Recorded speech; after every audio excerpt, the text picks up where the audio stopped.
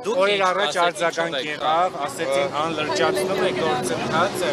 եւ հետո ինչ սպասելիքներ ունեք սեփական օրակարգով խորհրդային եկած ընդդիմությունից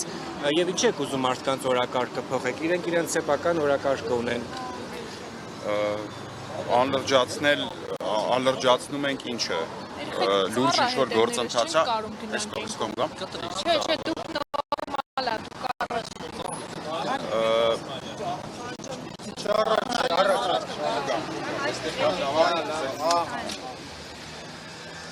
Եթե ինչ-որ լուրջ գործընթաց է տեղի ունենում,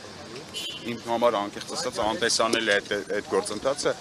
ես գործընթացներից մենակ վերջերս տեսա, որ ազգային ժողովի պատգամավոր Լուսինե Բադալյանի հետ մեր ընդդիմադիր պատգամավորները, ովքեր լրջության կոչեր էին անում, այս ազգային ժողովի բակում սակուրաներից ինչ-որ թիթեռներ էին կախում։ Եթե այդ գործընթացը նկատի ունեք, որ մենք այդ գործընթացը իրենց շեղում,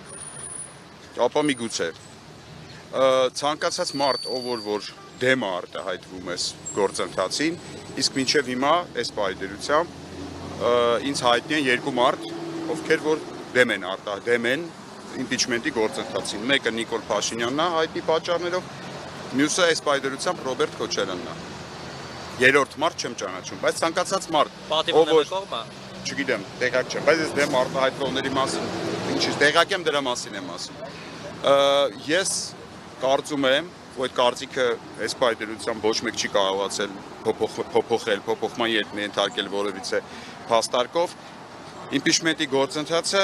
այս պայմանությամբ միակ հնարավոր տարբերակն է իշխանափոխություն Հայաստանում իրականացնելու, այլ որևէ տարբերակ գոյություն չունի։ Եվ վերջացնեմ նախադասությունը, իսկ ազգային ժողովի ընդդիմադիր պատգամավորի համար այս վերջին 4 տարիների ու իր ամբողջ ազգային ժողովում պատգամավոր աշխատած 5 տարիների ընթացքում միակ գործիքն է, որը ազգային ժողովի պատգամավորի մանդատ ունեցող որևիցե մարդ, ընդդիմադիր մարդ կարող է կիրառի Նիկոլ Փաշինյանին հեռացնելու համար, այլ որևիցե գործիք չունի։ Մնացած ամեն ինչը ազգային ժողովի պատգամավորը ընտրությունների հետ որևիցե կապ չունի։